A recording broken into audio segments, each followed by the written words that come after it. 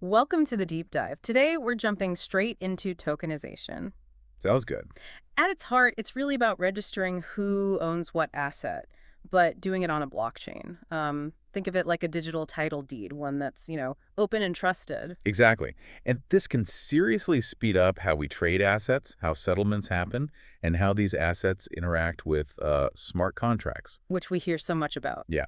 And while, look, the current financial system, it works pretty well for many things. Sure, it does. Tokenization offers something quite different. It's a way to connect users, assets, applications, all on one global platform.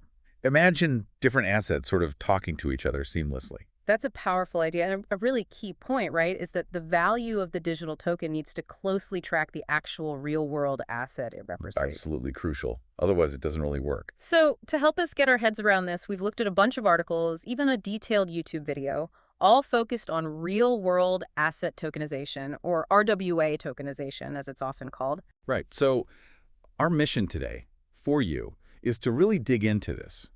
We want to map out where RWA tokenization is right now, what the potential upsides really are, Yeah, the why. what kinds of assets are actually being turned into tokens, which blockchain platforms are, leading the way, and also tackle the regulatory side of things. It's important. Definitely. Hopefully by the end, you'll have a much clearer picture of this whole rapidly evolving space. Let's do it. Okay, let's unpack this then. Let's start with the big question. Why even bother tokenizing assets? What's the point? Our sources seem to agree on four main benefits, almost like four pillars. Yeah, that's a good way to put it. The first one is fractional ownership. Okay, and this one's really interesting. Fractional ownership is basically taking something really valuable, maybe hard to buy outright, like a building or a piece of fine art. Right, something expensive. Exactly. And dividing it into lots of smaller digital tokens. So suddenly an asset that was totally out of reach for most people, well, now they can own a piece of it. It's like owning a tiny slice of a Picasso. Precisely. That's a classic example. It really lowers the barrier to entry for assets that were traditionally quite exclusive. Luxury properties, big infrastructure projects maybe. It feels like it democratizes investing. It really does. Yeah. And it goes beyond just making things affordable. It could change how ownership works. Think about communities maybe pooling funds to own a share in local solar farms, or artists funding projects by selling fractions of future earnings. It democratizes investment and participation. That's a really neat perspective. Okay, pillar number two, enhance transparency. We hear blockchain and transparency together a lot. What does it mean here? Well, compared to traditional systems, Mm-hmm.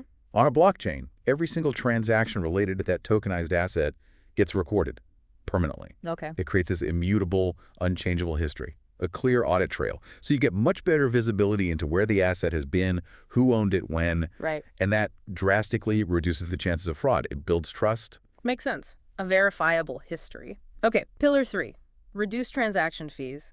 Buying and selling assets now often involves, well, a lot of middlemen. Right? Absolutely. Lawyers, brokers, custodians. Yeah. It adds up. How does tokenization change that? This is where smart contracts come in big time. Mm-hmm.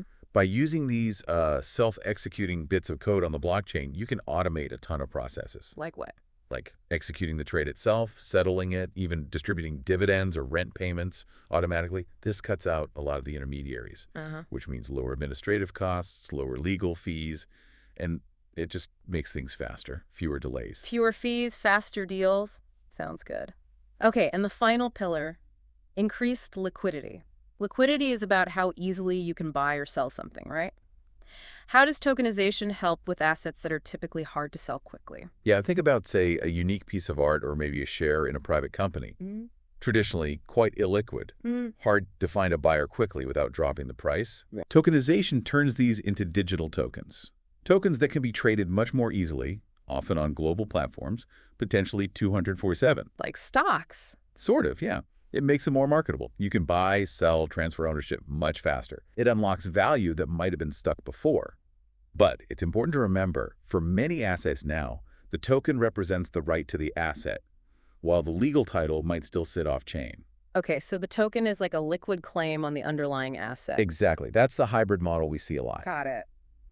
That's a compelling set of benefits. Now, one source talked about a spectrum of tokenization. What did they mean by that? Right. It's not all or nothing. You can think of it in stages. At one end, you've got your traditional assets, physical things, or records kept in old school electronic registries, completely off-chain. Like my house deed or my shares at a broker. Precisely.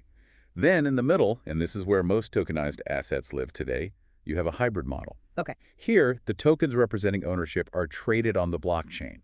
So you get some of those on-chain benefits like speed and transparency. Right. But the actual legal ownership, the definitive record, is still held off-chain, maybe in a traditional registry or by a custodian. Yeah. Think asset-backed tokens, collateralized tokens. Gotcha. So the token points to the real thing, Pretty much. And then at the far end of the spectrum, you have digitally native assets. like Bitcoin. Exactly. Cryptocurrencies are the prime example. Here, the token is the asset. The value, the ownership, it's all inherent in the token on the blockchain. You potentially don't need those traditional custodians anymore. That's a helpful framework, from purely physical to purely digital, with a big middle ground right now. That's the landscape. Okay, let's talk impact, economic impact. Our sources suggest this could be, well, pretty massive. Yeah, the potential numbers are quite eye-opening. Economists have looked at the whole life cycle of an asset issuing it, tracking ownership, trading, custody, settlement, All the steps. all the steps. And they've tried to estimate the efficiency gains tokenization could bring to each one. Plus, you factor in the potential for automation through smart contracts and creating these more liquid markets. And they focus just on the upside potential. Mostly, yes. For some of these big headline numbers, they deliberately excluded the costs of actually implementing tokenization just to estimate the peak potential gains. Understood. So what's the estimated total size of all these real-world assets globally?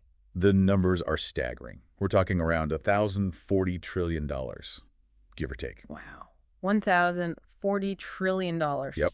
And the biggest chunks of that are real estate, private debt, commodities, and public stocks. Okay, so with that massive market, what kind of actual economic savings could tokenization bring, say, by 2030? Even the conservative estimates are significant. They suggest potential annual savings of at least $31 billion by 2030. $31 billion a year. Minimum. If you imagine a world where everything is tokenized, which is, highly theoretical, Way down the line. that number could jump to $2.4 trillion annually. But a more, let's say, realistic base case scenario suggests maybe $81 billion in annual savings by 2030. $81 billion a year. Still huge. It really paints a picture of potential transformation. Absolutely. Let's zoom in on specific areas. Foreign exchange, FX seems like a big one. It really is. If you tokenize currencies, whether that's central banks doing it with CBDCs or private companies with stablecoins, and use those for cross-border payments, Right. you could see major cost reductions. We're talking bank fees and the cost of actually converting the currencies. Yeah, okay. How so? Our sources mention things like correspondent bank charges. Yeah, think about sending money overseas now. It often bounces between several banks, right? Each one takes a slice. Mm-hmm. With multi-currency CBDCs, you might streamline that significantly, maybe needing only one intermediary. The estimated savings there, just from cutting those fees, could be around $100 billion a year globally. Wow. Okay. And the currency conversion costs, bid-ask spreads. Right, the difference between the buying and selling price of a currency. Tokenization, especially with things like automated market makers on-chain, could lead to much tighter spreads, lower costs every time you convert. For major pairs like dollar-euro, dollar-yen, the daily savings could be in the millions. Just from tighter spreads. Yep. It adds up fast in a market that trades trillions daily. What else in FX? Settlement failures. That's another big one. When trades don't settle properly, there are all sorts of hidden costs and risks. Atomic settlement on a blockchain where the exchange happens instantly and simultaneously or not at all eliminates that risk. Okay. Global estimates for those hidden costs are around $390 million a year. Plus, you can see efficiency gains in the clearinghouses that process FX trades, maybe $800 million annually. And then there's the capital tied up as collateral, which is inefficient. Reducing that could save another $4.5 billion a year in FX markets. It sounds like a fundamental replumbing of the FX market could be possible. It really does. And don't forget the back office savings. Right. The processing costs within banks. Exactly. Banking operations, middle and back office are hugely expensive, lots of manual work. Tokenization and automation could slash those costs. Yeah. Estimates suggest savings across the entire banking sector could reach $580 billion annually. A big chunk of that relates to FX. And lower costs might actually encourage more trading. That's the idea. There was that first digital bond issued by UBS. Compared to a similar traditional bond, it had a 39% tighter bid-ask spread and saw 49% more trading volume. That's a concrete example. Okay, let's shift gears to public equity stocks. How could tokenization impact stock markets? Very similar themes, actually, but the scale is different. Settlement failures are a massive issue in equities, too. Estimated global annual cost, $1.8 trillion. Trillion. Wow. Yeah. Faster, guaranteed settlement via tokenization could make a huge dent in that. Then you have clearinghouse cost savings, maybe $4 billion annually, and reducing the capital tied up for margin requirements, that's estimated at nearly $25 billion annually just for equities. And the back office savings apply here, too. Absolutely. Processing stock trades is complex. Tokenization could cut middle and back office costs by an estimated $99 billion a year for public equities globally. So efficiency all around. Is there anything else for stocks? There's one more interesting point. Potentially higher asset values. The argument is, if you significantly reduce trading costs, investors might accept a slightly lower rate of return, which, in theory, pushes asset prices up. Okay. Global estimates for that potential one-off boost are around $2.4 trillion. Interesting. So, more efficient trading and potentially higher valuations. Let's talk real estate, another huge one. How does tokenization help there? Real estate deals are notoriously clunky, right? Expensive, slow. Definitely. Closing costs add up. Exactly. Tokenization using smart contracts could streamline a lot of that. Things like title searches, insurance, maybe even eliminating escrow accounts or earnest money deposits. How much could that save? Well, looking at average U.S. closing costs, tokenization could potentially reduce key cost items that make up about a third of the total. That might translate to roughly 0.6% of the median house price. Okay, 0.6% might not sound massive, but on a house price, that's still real money for buyers. It is. And beyond the transaction, smart contracts could automate things like collecting rent or scheduling maintenance for investment properties. Property management on autopilot, almost. Sort of, yeah. And for REITs, those real estate investment trust tokenization could make listing them easier and cheaper, potentially increasing their liquidity too. Estimated global savings on REIT listing costs could be around $1.3 billion annually. Making real estate investment smoother and maybe more accessible. Okay, let's touch on some other asset classes where tokenization is happening. Private credit came up. Yeah, lending outside traditional banks, that's seen quite a bit of action already, especially on what are called EVM-based networks, blockchains compatible with Ethereum system. Platforms like Maple Finance, Goldfinch. Yeah. The total market globally is huge, maybe $1.5 trillion. But only about $12 billion, less than 1%, is tokenized so far. So massive room for growth. What about government bonds, like US Treasuries? You wouldn't think they need tokenizing. Well, it's happening.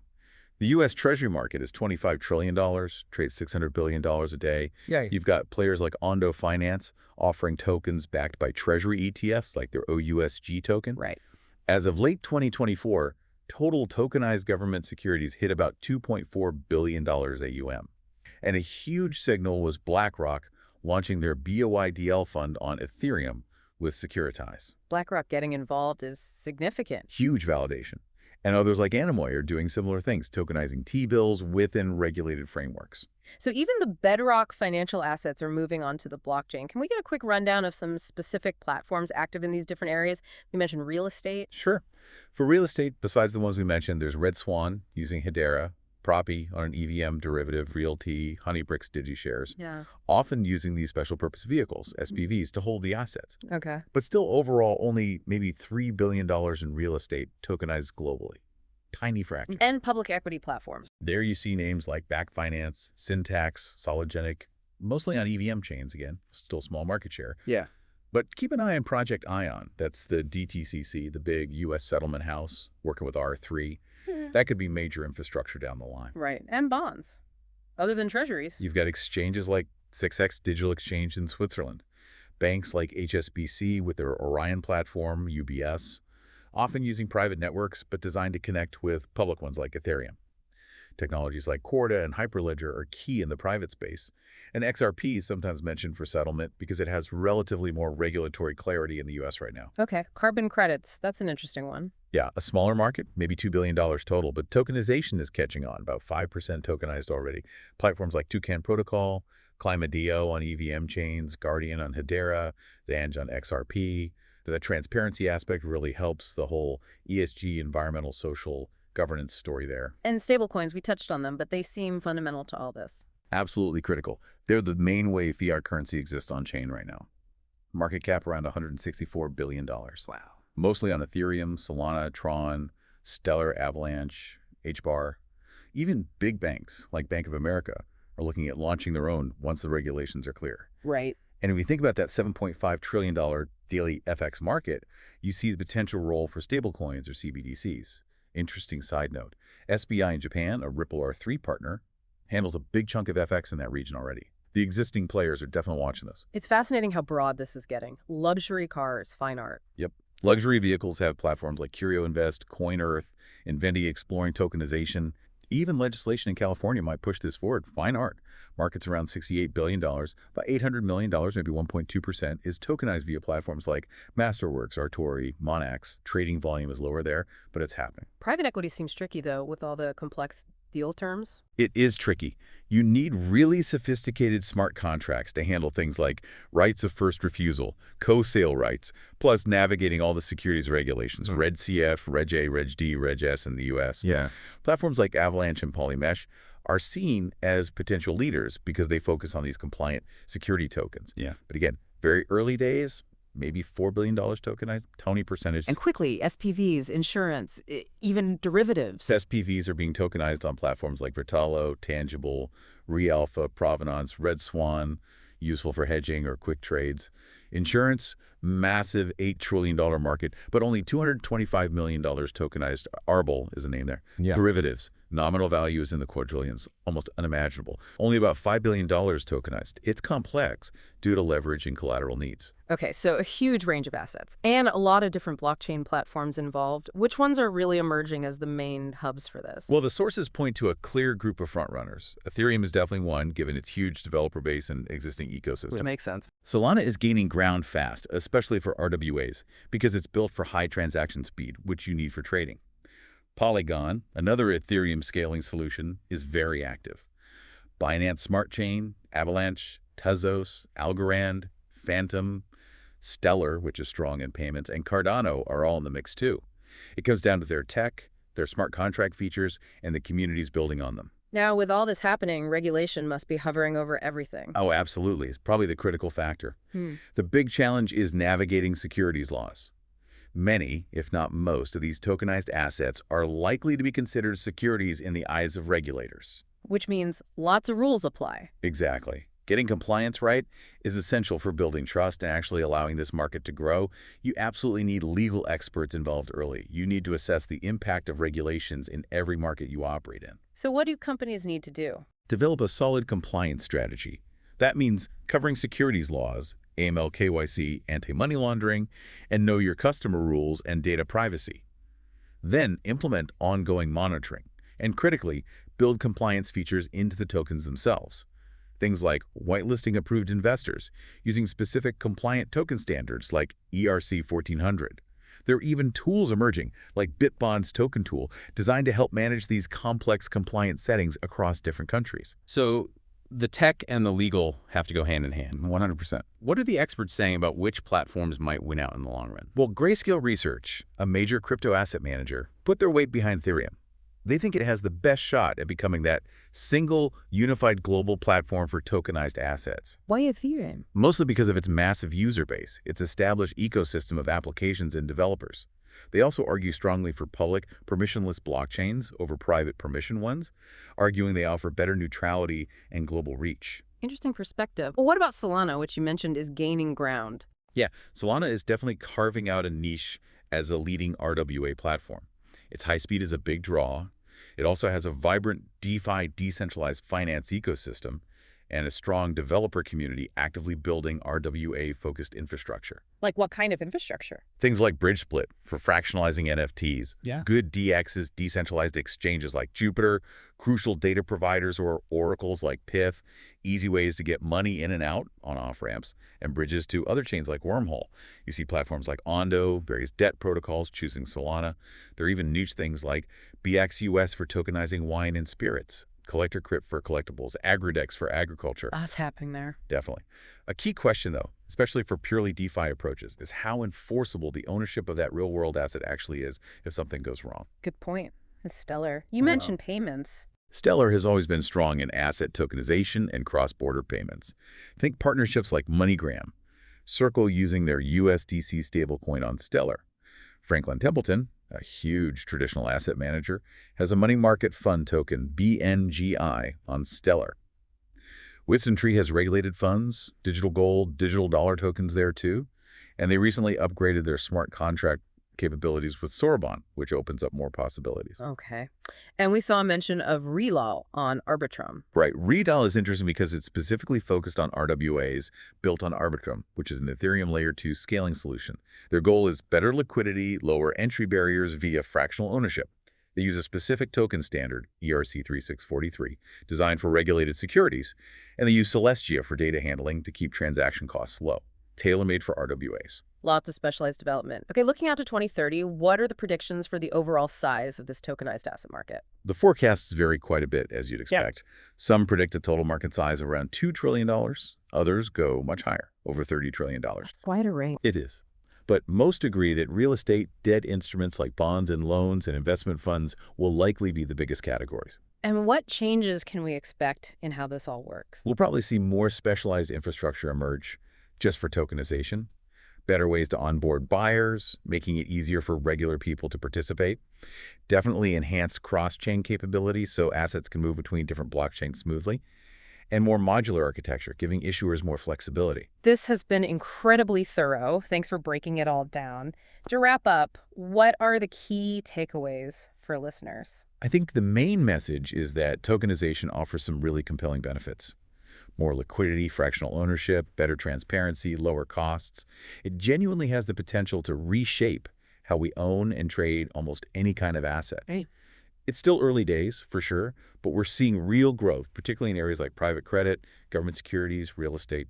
But, and it's a big but, getting the regulations right and building out the robust infrastructure needed are absolutely crucial for this to go mainstream. And for you personally, like wading through all this material, was there an aha moment? You know, for me, it was realizing just how many different things are already being tokenized. It's not just stocks and bonds. It's art, cars, carbon credits, insurance policies, intellectual property. Yeah. The sheer breadth is kind of mind-boggling. Yeah. And tied to that, the potential impact of fractional ownership, the idea that ordinary investors could access markets that were previously just for institutions or the super wealthy. Yeah. That feels like a really fundamental shift. So for you listening, understanding tokenization isn't just tech jargon. It really offers a window into the future of finance, the future of investment. It opens up potential new opportunities, but also highlights why it's so important to grasp the technology, the rules, and the platforms involved. Exactly, which leads to maybe one final thought for you to chew on. As these lines between the physical world and the digital world keep blurring, as more assets get represented by tokens on blockchains, Yeah. how might our basic understanding of what ownership even means or how we perceive value start to change? Think about the ripple effects on investing, sure, but also on how we interact with everyday things, maybe even intangible rights. It's a deep question, and the answer will likely unfold over the next decade or two.